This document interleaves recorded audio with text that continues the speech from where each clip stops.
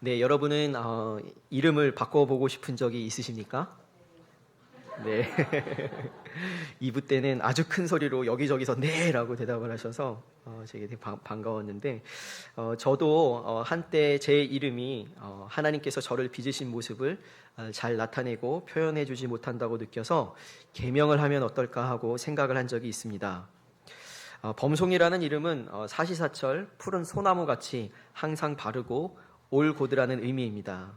네, 의미가 참 좋기는 한데 어릴 적에는 제가 얼굴도 둥글둥글해서 밤송이라고 놀림을 많이 받아야 했었습니다. 근데 예수님을 깊이 만나고 하나님의 사랑을 알아갈수록 제 자신이 하나님의 사랑받는 자라는 정체성을 가지고 살아야겠다는 다짐이 섰습니다. 그것을 어떻게 하면 분명하게 내 삶에 새길 수 있을까 고민하다가 이름을 바꾸어야겠다, 이름을 바꾸고 싶다고 고민하게 된 것입니다. 이처럼 한 사람의 이름을 바꾸는 것은 그 사람의 정체, 그 사람의 목적을 바꾸는 것입니다. 하나님께서는 그래서 사람의 이름을 자주 바꾸어 주셨습니다. 아브람을 아브라함으로, 또 사레를 사라로, 또 시몬을 베드로로 이렇게 이름을 바꾸어 주셨습니다. 아브람이라는 말은 존귀한 아버지라는 뜻이었는데 존귀한 아버지에서 아브라함, 많은 국민의 아버지로 이름을 바꾸셨습니다. 그 사이에 무슨 일이 있었죠? 아들 이삭을 낳을 것이다 이렇게 말씀하시고 그리고 나서 이름을 바꾸라고 말씀하셨죠. 많은 국민의 아버지다. 그의 정체성을 바꾸신 것입니다. 오늘 본문에서도 이름이 바뀐 한 사람이 나옵니다. 야곱이라는 사람입니다. 야곱의 이름이 오늘 사건을 통해서 이스라엘이라는 이름으로 바뀝니다. 여러분 이스라엘이라고 많이 들어보셨죠? 이스라엘은 한 개인의 이름일 뿐만 아니라 한 나라의 이름, 한 민족의 이름, 하나님의 백성을 지칭하는 그러한 이름이 되었습니다. 또 신약시대에 와서는 예수 그리스도를 믿는 성도, 모든 성도들은 영적으로 이스라엘이다라고 지칭하게 됩니다. 그렇기 때문에 오늘 야곱에게 벌어진 일, 야곱이 이스라엘이 된 이 일은 우리에게도 의미가 있고 우리에게도 해당이 되는 것입니다. 예수님을 믿음으로 우리도 영적인 이스라엘이 되었기 때문에 그렇습니다. 오늘 야곱이 이스라엘로 바뀌는 과정을 살펴보면서 하나님께서 우리에게 주시는 말씀을 경청하도록 하겠습니다.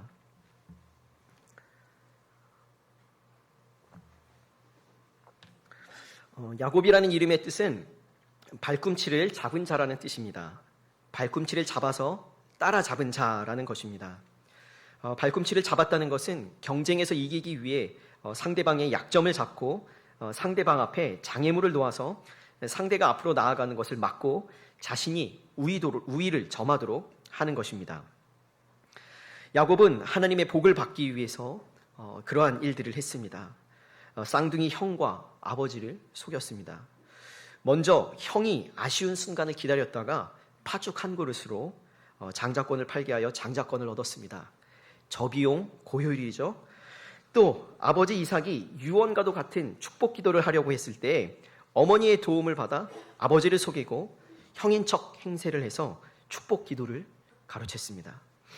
형 에서가 이 사실을 알게 되었을 때 끓어오르는 분노를 주체하지 못하고 야곱을 죽이기로 결심합니다. 야곱은 그 죽음의 위협 속에서 용케 피신해서 외삼촌의 집으로 도망합니다. 야곱은 그곳에서 라헬이라는 처자를 만났고 사랑에 빠집니다. 그 여인을 얻기 위해서 무려 14년간을 외삼촌을 위해서 일해야 했습니다. 발꿈치를 잡고 사는 야곱은 수단과 방법을 가리지 않고 자신이 얻어야 하는 것을 얻고자 한 사람이었고 또 실제로 그것들을 얻었습니다. 그는 외삼촌의 견제와 외삼촌과의 갈등 속에서도 부자가 되었습니다. 4명의 부인과 11명의 아들, 수많은 양떼와 소떼, 염소떼를 거느린 거부가 되었습니다. 그런데 문제는 야곱이 하나님을 믿는 신앙인이었다는 것입니다. 하나님을 믿지 않는 신앙인이 이렇게 사는 거 그거 뭐 괜찮지요? 뭐 괜찮고 또 권유되고 권장됩니다. 그런데 야곱은 하나님을 믿는 사람이었습니다. 야곱은 믿음의 조상 아브라함의 손자였고 이삭의 아들이었습니다. 그리고 20년 동안 자녀를 갖지 못하는 가정에서 하나님께 기도하여 기적적으로 태어난 아들이었습니다. 야곱은 자라면서 이러한 신앙의 이야기들을 들었고 그 안에 하나님을 향한 믿음이 있었습니다. 그리고 신앙인이 되었습니다. 그러한 신앙인이 이러한 성취지향과 또 자기 자신의 목적을 위해서 물불을 가리지 않고 살아가는 그 삶, 그 끝에는 모든 것을 이룬 것 같지만 채워지지 않는 공허함이 있었습니다. 그때 하나님께서 야곱을 조상의 땅, 아버지가 계신 땅으로 돌아가라고 명령하십니다. 야곱은 그 감동을 따라서 아버지가 있는 땅, 가나안 땅으로 돌아가기로 결정합니다. 그런데 돌아가는 데에는 걸림돌이 있었습니다. 첫 번째 걸림돌은 외삼촌이었습니다. 평소 외삼촌의 성향상 야곱이 돌아간다고 하면 분명 야곱이 가진 모든 것을, 야곱이 가졌던 모든 성취를 빼앗을 것이 분명했습니다. 그래서 야곱은 외삼촌 몰래 조용히 떠납니다. 뒤늦게 알아차린 외삼촌이 맹렬하게 야곱을 추격하여 따라잡습니다. 이때 하나님께서 등장하십니다. 하나님께서 외삼촌에게 너 야곱에게 아무 말 하지 말고 보내주라고 윽박을 지르십니다. 하나님의 갑작스러운 등장에 외삼촌은 꼬리를 내렸고 야곱을 말없이 보내주었습니다. 첫 번째 걸림돌을 이렇게 무사히 넘어갔지만 가장 큰 걸림돌이 아직 남아 있습니다. 여러분, 20년 전에 야곱이 가나안 땅을 떠나올 때를 기억하시지요? 야곱이 형과 아버지를 속여 형에게 돌아갈 장자권과 축복을 가로챘습니다. 형은 야곱을 죽이려고 혈안이 되어 있었습니다. 야곱이 첫 번째 관문을 넘었으나 이 두 번째 관문을 앞에 두고는 눈앞이 캄캄했습니다. 그리고 야곱이 자신이 그동안 살아왔던 방식, 발꿈치를 잡는 자로서의 그 방식대로 기지를 발휘합니다. 형을 만나기 위한 4단계 전략을 계획했습니다. 먼저 형에게 사절단을 보내서 야곱이 형님에게 은혜 받기를 원합니다. 아우가 형님에게 은혜 받기를 원합니다라고 알립니다. 그런데 이 전략은 실패했습니다. 형에서는 야곱이 돌아온다는 소식을 듣고 장정 400명을 거느리고 야곱을 만나기 위해 출발했습니다. 야곱이 그 소식을 듣는 대로 2단계 작전을 펼칩니다. 자신의 소유를 두 대로 나누어서 대피 계획을 세웁니다. 한 대를 치면 저쪽으로 대피하고 저쪽을 치면 이쪽으로 대피하리라 계획을 세웁니다. 그리고 3단계 전략, 기도하는 것이었습니다. 하나님께 이렇게 탄원합니다. 하나님, 제가 가나안으로 오고자 한 것이 아니고 하나님께서 가라고 명령하신 것이 아닙니까? 하나님 가라고 하시면서 은혜 베풀어 주시겠다고 하지 않으셨습니까? 이렇게 약속을 올려드리면서 아주 모범답안 같은 그런 기도를 주님께 올려드렸습니다. 그리고 4단계는 예물을 3단계로 나눕니다. 그래서 형이 이 예물 펀치를 계속 받도록 합니다. 예물 첫 번째 펀치, 예물 두 번째 펀치, 예물 세 번째 펀치로 형의 마음을 녹인 후에 형을 만나면 형이 조금 누그러진 다음에 만나니까 괜찮지 않을까라고 생각했던 것입니다. 자신이 할 수 있는 모든 수단을 동원해서 준비를 마쳤습니다. 그런데 여전히 형에 대한 두려움이 가시질 않습니다.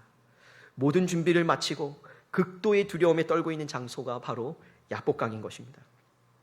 그날 밤 야복강 나루에서 야곱은 어떤 사람과 씨름을 합니다. 씨름이라는 단어는 이 두 가지 어원으로부터 왔다고 알려져 있습니다. 하나는 먼지를 일으키다는 것입니다. 그것으로부터 의미를 끌어낸다면 땅에 먼지가 일어날 정도로 격렬하게 몸싸움을 하는 것으로 볼 수 있습니다. 또 다른 하나는 단단히 붙잡다, 껴안다라는 어원입니다. 즉 씨름은, 여기서 말하는 씨름은 이 필사적인 싸움이라는 것입니다. 하나님과 벌이는 이 싸움은 우리의 기도와 닮아 있습니다. 기도에는 두 가지 큰 중심축이 있습니다. 하나는 나의 힘이고 다른 하나는 하나님의 힘입니다. 나의 힘은 나의 욕구와 나의 원함을 관철시키려고 하는 힘입니다. 하나님의 힘은 하나님의 선하신 계획과 자비와 하나님의 통치 계획을 풀어주시려고 하는 그러한 힘입니다. 우리는 기도에서 우리의 힘을 붙듭니다. 우리의 욕구와 우리의 원함과 우리의 소원을 붙들고 하나님과 맞섭니다. 그러나 하나님께서도 지지 않으시고 뒤로 물러서지 않으십니다. 그 속에서 하나님은 한 가지를 행하시는데 야곱의 허벅지 관절을 치신 것입니다. 야곱의 허벅지 관절이 골절되었습니다. 이제 더 이상 두 힘 간의 팽팽한 균형은 성립되지 않습니다. 허벅지 관절이 골절되는 순간 야곱은 상대방에게 완전히 엎이다시피 의지해야 합니다. 여러분, 삿발을 잡는 씨름을 상상해 보십시오. 자, 지금 제가 삿발을 잡고 씨름을 하고 있습니다. 눈에 앞에 보이진 않지만 제 앞에 한 사람이 있다고 생각해 보세요. 제가 이렇게 삿발을 잡고 씨름을 하고 있습니다. 온 힘을 주고 있어요. 근데 갑자기 제가 제 허벅지 다리에 이 관절이 깨어지고 어긋납니다. 그럼 제가 어떻게 될까요? 이 상태에서 바로 이렇게 됩니다. 이렇게. 예, 제가 최선을 다했는데 이렇게 그냥 고꾸라지듯이 그 사람에게 어떻게 해요? 완전히 엎혀진 상태가 됩니다. 상대방에게 완전히 기대어 서야 합니다. 완전히 상대방에게 의존한 상태가 되는 것입니다. 즉 하나님께서 기도 가운데 이 씨름 가운데 야곱의 허벅지 관절을 치셔서 그 관절이 어긋났다는 것은 야곱이 뒤꿈치를 잡는 자라는 정체성이 부서졌다는 것입니다. 야곱은 하나님께 완전히 의존되었고 하나님의 뜻과 계획, 즉 하나님께서 주도권을 갖는 삶으로 변화한 것입니다. 자, 야곱은 허벅지 관절이 어긋난 뒤에 이렇게 얘기했습니다. 당신이 내게 축복하지 아니하면 가게 하지 아니하겠나이다. 복을 달라는 거죠. 상대방이 묻습니다. 너의 이름이 무엇이냐? 야곱입니다. 이제 너는 야곱이 아니라 이스라엘이다. 이어 야곱이 또다시 요청합니다. 당신의 이름을 알려주십시오. 자, 야곱의 요청이 변한 것을 볼 수 있죠. 야곱이 복을 구하던 자리에서 어떻게 해요? 복을 주시는 분에게로 전환되었습니다. 그의 관심이 전환되었습니다. 당신의 이름이 무엇입니까? 이렇게 관심이 전환된 것입니다. 그 상대는 어찌 나의 이름을 묻느냐 하며 야곱을 축복합니다. 자, 이 관심의 전환, 그리고 야곱이 축복을 받은 뒤에 한 말이 있습니다. 야곱이 축복을 받은 뒤에 할렐루야, 나 축복받았어 라고 얘기하지 않고 내가 하나님을 만났다라고 고백하게 됩니다. 자, 이 두 가지의 전환은 이 야곱이 허벅지 관절이 부러짐으로 말미암아 야곱의 삶에 일어난 이 정체성의 변화를 설명해 주고 있는 것입니다. 이스라엘의 이름 뜻이 하나님과 겨루어 이긴다는 뜻입니다. 여러분, 그런데 잘 생각해 보면 누가 하나님과 겨루어 이길 수 있겠습니까? 저의 아이들이 3살, 4살 적에 제가 아이들과 자주 씨름을 하며 놀아주었습니다. 저와 아이들 사이에 나는 체급 차이, 이 체급 차이 정도가 되면 그런 상황에서 제가 아들에게 너가 이겼다라고 말하면 그것은 아들이 이긴 것이 아닙니다. 아들에게 져준 것입니다. 사실 이 씨름에서 야곱의 허벅지 관절이 부서졌기 때문에 더 이상 씨름을 할 수 없습니다. 야곱이 진 것입니다. 하나님께서 야곱의 허벅지 관절이 부서지고 그 이후에 야곱이 완전히 하나님께 의존되어서 하나님을 붙드는 것을 보면서 너가 하나님을 이겼다라고 말씀하신 것입니다. 즉 하나님께 완전히 의존되어 자신의 힘이 부서진 자, 그가 이스라엘인 것입니다. 저는 한때 이스라엘의 의미를 야곱의 본뜻, 발꿈치를 잡은 자의 연장선 속에서 생각했습니다. 하나님을 이겨먹은 자, 자신의 뜻을 꺾지 않고 계속해서 하나님께 구해서 자신의 원하는 바, 자신의 뜻을 관찰시켜낸 자라고 해석했었습니다. 그런데 말씀을 찬찬히 들여다보니 그것이 아닙니다. 하나님은 야곱의 이름을 바꾸셨습니다. 야곱의 존재가 변혁된 것입니다. 야곱의 정체성이 바뀐 것입니다. 야곱이 자기 중심적으로 하나님을 끌어다 쓰는 그러한 신앙생활에서 하나님께 완전히 의존하여 기대는 삶으로 변한 것입니다. 여러분, 야곱이 예수님 안 믿다가 예수님 믿게 된 것이 아니고 야곱이 신앙생활을 하는데 자기 본의적인 신앙생활을 하다가 이제 환도뼈가 끊어지고 허벅지 관절이 끊어지고 하나님께 완전히 기대어 의존하는 신앙생활로 변화된 것입니다. 여러분, 이것은 야곱에게만 일어난 일이 아닙니다. 이것은 우리에게도 일어난 일입니다. 저와 여러분이 예수님을 믿는 순간 무엇이 되었다고요? 영적인 이스라엘이 되었다고요. 저와 여러분은 그냥 성도가 아니고 이스라엘입니다. 예수님을 믿는다는 것이 무엇입니까? 우리의 옛사람이 십자가에서 죽는 것입니다. 그리고 예수님 안에서 변화된 새 사람으로 살아가는 것입니다. 새 사람으로서 사는 삶의 가장 큰 특징은 자기를 부인하는 것입니다. 자기를 부인하는 것이 무엇입니까? 자기가 붙들고 있고 자기가 주장하고 있고 자기가 욕구하고 자기가 욕망하고 있던 것을 내려놓게 된다는 것입니다. 그것을 내려놓고 새로운 것을 붙들고 살아가게 되는 것입니다. 무엇입니까? 하나님을 위한 삶이요, 하나님을 향한 삶이요, 하나님 중심의 삶을 살아가게 되는 것입니다. 그래서 자기 보이는 우리 옛사람의 죽음을 통해서 옛 본성을 다스리며 자기 본의대로 살려고 하는 그 옛 본성이 힘을 잃게 만들고 자기의 욕구가 실현되게 하려고 하는 그 옛 본성을 효력 잃게 만드는 것입니다. 그러므로 우리가 예수 믿는다는 것은 영적 이스라엘이 되는 것과 동일한 의미입니다. 이스라엘이 되는 것은 허벅지 관절이 부서진 자가 되는 것입니다. 도저히 자신의 발로 딛고 설 수 없는, 오직 하나님께 기대어야만 설 수 있는 자가 되는 것입니다. 내가 주도해서 살았던 삶에서 하나님께서 주도권을 주시고 나를 인도하시는 삶으로 변화하는 것입니다. 그러나 우리는 야곱과 같이 예수님을 믿은 이후에도 자기 본위의 신앙생활을 영위합니다. 하나님은 그런 야곱을 야복강으로 불러 세우셨습니다. 그의 삶을 인도하셔서 야복강으로 데려오셨습니다. 그리고 그를 허벅지 관절이 부서진 자로 만드셨습니다. 우리가 예수 그리스도를 믿고 거듭날 때 하나님은 우리의 운명을 결정지으셨는데 우리의 운명은 야복강으로 향하는 것으로 운명지어져 있습니다. 그 여정으로 가도록 하나님께서 우리를 인도하십니다. 여러분, 믿음 좋은 사람이 야곱과 같은 그 길을 걷는 것이 아니고 우리가 거듭났기 때문에 하나님께서 우리를 야복강으로 인도하시는 것입니다. 믿음이 좋은 사람이 야복강에 서는 것이 아니라 그리스도인이라면 누구나 야복강에 서야 합니다. 왜냐하면 그 그리스도인이라는 그 말 자체, 우리가 영적인 이스라엘이 되었다는 그 말 자체, 그 정체성이 바로 우리의 옛 본성이 죽고 새 본성으로 살아가는, 우리의 허벅지 관절이 끊어지고 완전히 하나님께 엎혀져서 하나님께 의존되어 살아가는 삶이기 때문에 그렇습니다. 그렇기 때문에 야복강이 없는 사람이 없고 만약에 없으셨다면 아마 야복강으로 하나님께서 이끌어 가실 것입니다. 반드시 그렇게 가실 것이고 여러분의 삶에는 이 야복강이 주어져 있었습니다. 그러나 이 야복강을 향한 여정에서 여러분들이 어떻게 반응해 왔느냐가 여러분의 삶과 신앙을 결정짓게 만든 것입니다. 우리가 어떻게 이 야복으로의 여정에서 어떻게 선택했느냐가 우리의 삶과 신앙을 결정짓는 것입니다. 야복으로 운명지어진 우리가 내릴 수 있는 선택은 크게 세 가지가 있습니다. 첫 번째는 도망치는 것입니다.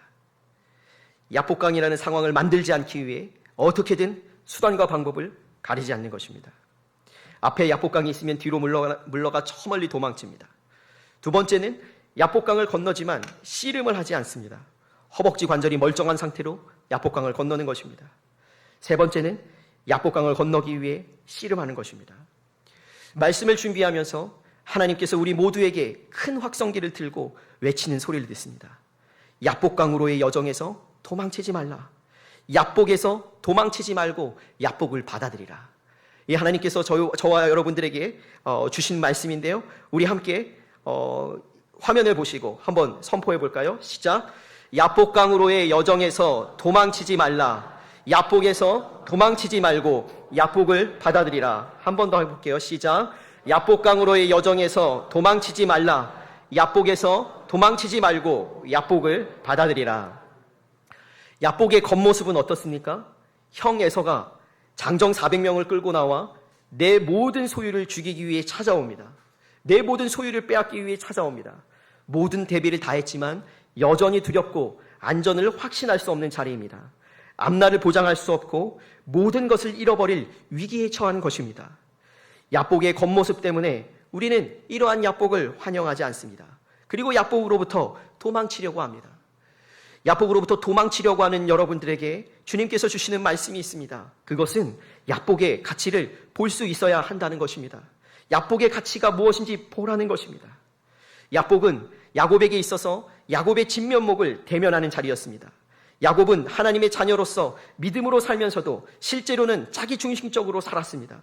내가 지금까지 어떻게 살아왔는지 아버지를 속이고 형을 속이고 사람을 속이고 살아온 것을 직면하는 것입니다. 내가 복을 위해서라면, 하나님께 그 복을 받기 위해서라면 무엇이든 하든 그 힘, 그 붙듦, 그것으로 하나님 앞에 나아가 하나님 앞에서 씨름을 겨루었습니다. 또 야복의 가치는 허벅지가 꺾이는 것입니다. 씨름을 하다가 그러한 나 자신의 현실을 직시하게 되는 것입니다. 내가 그동안 나 중심적으로 살아왔구나. 내가 그동안 형을 속이고 사람을 속이고 살아왔구나. 아버지를 속이며 살아왔구나.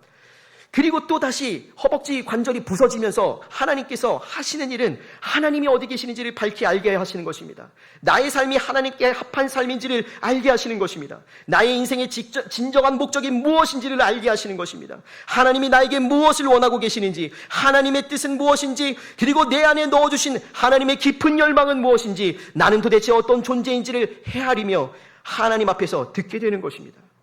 이렇게 야곱은 하나님과 씨름하며 허벅지가 분질러졌고 하나님의 임재를 경험했습니다. 하나님을 경험했습니다. 하나님의 임재, 하나님의 현존, 하나님의 함께하심, 하나님의 사랑을 경험한 것입니다.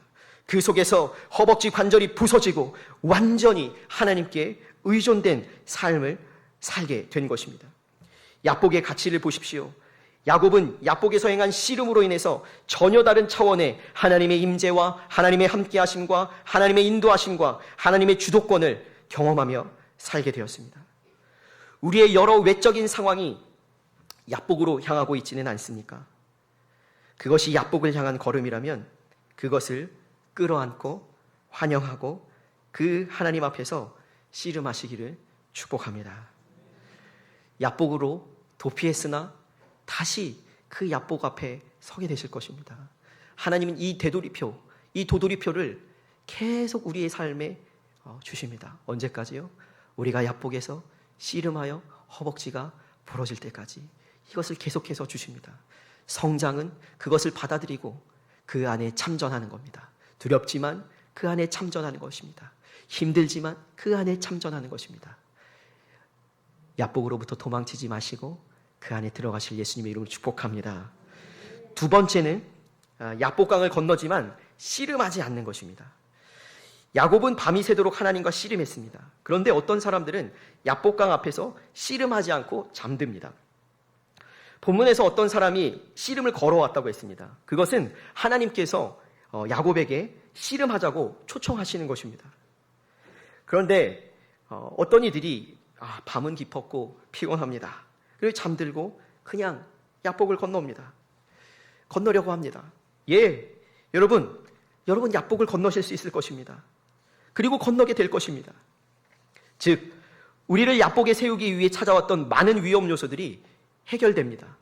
재정도 안전을 찾고 관계도 회복되고 병도 치유를 받고 통증은 견딜만해집니다.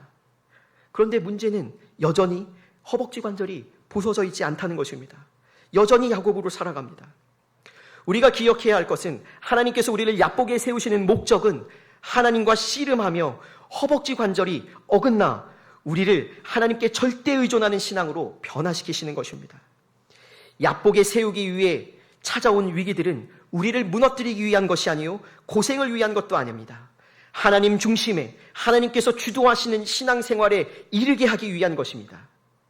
여러분 야복의 자리에서 이 또한 지나가리라 어금니를 꽉 깨물며 버티지 마십시오. 또 요즘 많이들 일어나는 사고가 있습니다. 긍정론입니다. 긍정적인 사고방식입니다. 다 잘 될 거야. 다 해결될 거야. 여러분 성령께서 말씀하시는 인내는 성령께서 말씀하시는 씨름은 그러한 방식이 아닙니다. 다 잘 될 거라고 생각하면서 넘어가는 것이 아닙니다. 여러분 잘 될 것입니다. 잘 되지 않지 않고 잘 될 것입니다. 지나갈 것이에요. 회복될 것이에요. 그러나 그러한 방식으로 여러분들이 그 야복을 건너게 되면 뭐가 문제입니까? 허벅지 관절은 부서지지 않는다는 것입니다. 여러분 고통에 짓눌려서 두려움에 짓눌려서 패닉 상태로 야복을 건널 수 있습니다. 하다가 마비된 상태로 야복을 건너가는 것입니다. 상황은 다 온전케 되어지고 회복되었습니다. 그런데 허벅지 관절은 여전히 부서지지 않게 되어 있습니다. 부서지지 않은 것입니다. 여러분 이러한 것이 씨름하는 자리가 아닙니다. 긍정론, 어금니를 꽉 깨물고 버티는 거, 그 다음에 고통에 질려 패닉 상태에 지나는 거, 이것이 씨름하는 것이 아닙니다.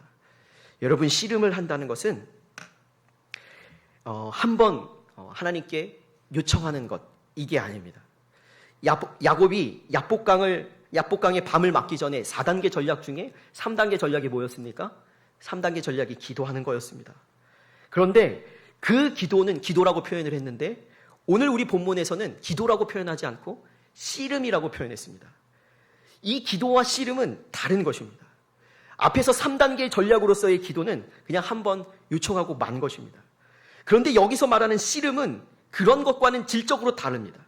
앞서 원어의 의미를 알아본 것처럼 격렬한 싸움입니다. 먼지를 일으키도록 싸우는 것입니다. 꽉 붙들고 필사적인 결투를 벌이는 것입니다. 하나님의 임재와 하나님의 현존과 하나님의 함께하심과 하나님의 사랑을 붙들고 놓지 않는 것입니다. 제가 대학생 때 주님을 새롭게 경험하고 나서 이제 주님께서 저에게 가르치신 것이 있습니다. 그것은 뭐냐면 씨름하는 삶입니다. 기도가 아니고 씨름을 하고 그 씨름을 통해서 허벅지 관절이 부서지는 것입니다. 그리고 그 부서진 채로 하루하루를 살아가는 것, 그것을 하나님께서 가르쳐 오셨습니다. 그런데 제가 작년이 되었을 때 그 씨름해야 할 일들이 생겼습니다. 제가 그 10살 때 저희 아버지께서 갑작스럽게 소천하셨습니다. 그런데 저희 어머니께서는 중학교에서 제가 3학년 때 그 재혼을 하셨어요. 새 아버지를 맞이하게 된 것입니다. 그 새 아버지가 아주 헌신적으로 저와 제 동생을 돌봐 주셨습니다. 그리고 수년이 시간이 흘렀고 어느 날 전화를 받았습니다.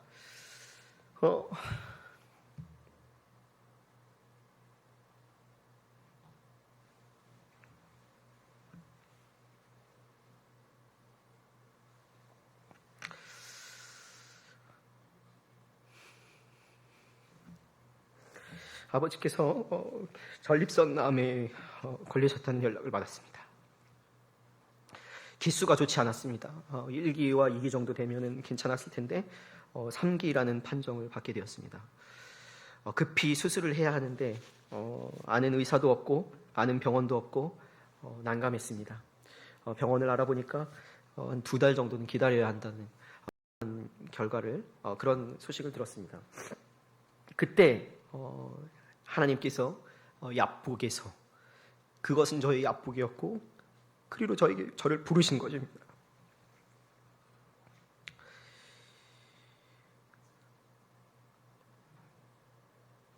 제가 거기서 씨름했습니다. 기도한 것이 아니라 씨름했습니다. 그냥 한번 아버지 고쳐주세요 라고 한 것이 아니고 씨름했습니다. 무엇을 가지고 씨름했냐면 하나님 고쳐주십시오라고 씨름하는데 막 여러 가지 그 2가지 축이 있다고 그랬죠. 기도할 때 2가지 축이 있습니다. 제 안에 그 욕망과 뭐랄까요, 자기 중심의 자기 본의적인 그 삶에서 터져 나온 외침들이 막 있었습니다. 내가 목사니까 이렇게 아는 사람도 없고 또 막 내가 이 길을 걸었기 때문에 이렇게 힘없이 당하는구나. 뭐라고 할까요? 제 욕구와 제 욕망으로부터 표현되어지는 그 심령이 하나님을 계속 붙들고 하나님과 씨름하는 것입니다.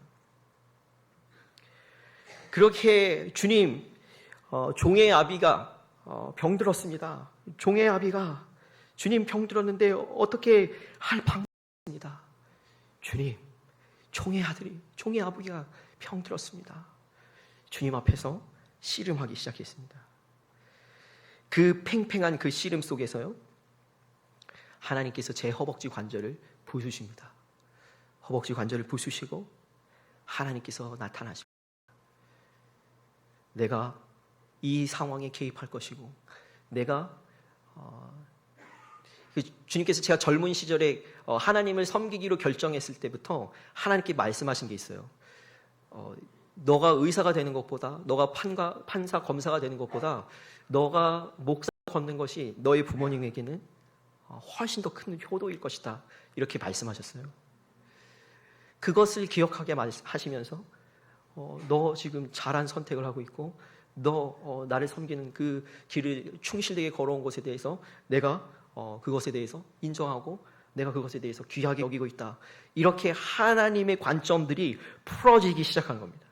그래서 내가 내 삶과 내 인생을 가지고 있었던 그 비관적이고 또 정말 그 욕망에 점철되어져서 정말 내가 쓸데없다, 내가 쓸모없는 짓을 했구나 라고 말하면서 살아왔던 그 완고했던 그 즐겼던 그 자기 중심성들이 완전히 와장창 부서진 것입니다.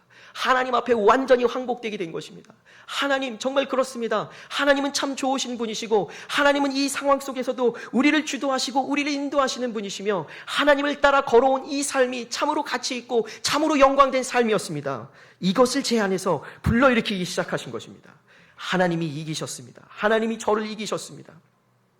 여러분, 그 후에 놀라운 일이 벌어졌습니다.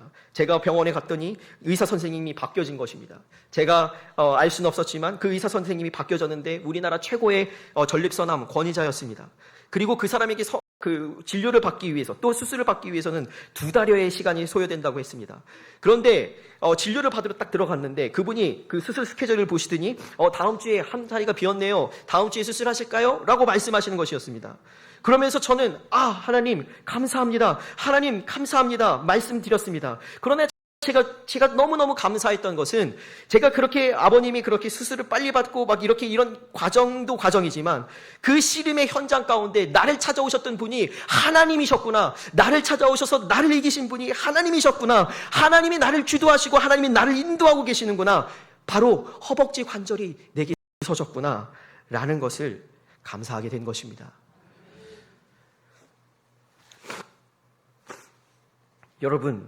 여러분들이 약복에 서 있으실 때 그 약복을 그냥 지나치지 마십시오. 약복에서 씨름 없이 그냥 그 약복 흘러 떠내려가도록 하지 마십시오. 그 약복은 지나갈 것입니다. 그 약복은 좋아질 것입니다. 그러나 여러분들이 씨름하지 않으면 허벅지 관절은 그대로 있을 것입니다. 허벅지 관절은 그대로 있고 허벅지는 부러지지 않을 것입니다. 여러분들의 본의적인 그 신앙생활은 그대로 여러분 본의적인 신앙생활을 할 하나님 주도적인 신앙생활은 요원해지게 될 것입니다. 여러분, 하나님께서 씨름하시기 위해 저와 여러분 우리 모두를 그 약복의 현장으로 초청하고 계십니다. 그 초청에 담대하게 응하시고 그 초청 안으로 들어가시기를 축복합니다. 씨름을 배우게 되시기 바랍니다. 여러분, 세 번째는 약복강에서 씨름을 하고 허벅지 관절이 부서진 채로 약복을 건너는 것입니다.